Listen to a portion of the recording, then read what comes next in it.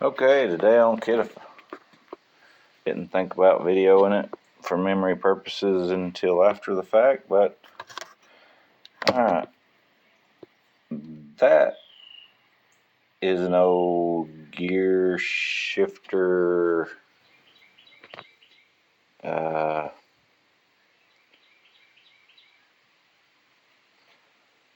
spindle seal. Gear shifter, gear spindle shift, hell, seal. So,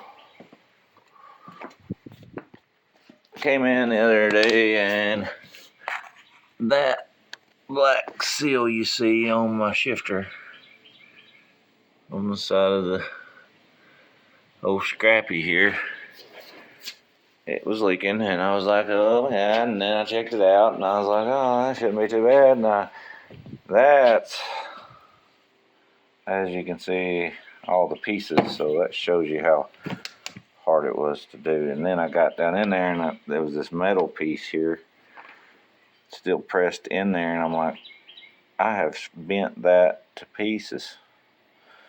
So that worried me, and then I'm like, wait, hold on, that's part of my dang seal. So it worked out, got her out, got her in. Hey, Kiddifa fix, I guess.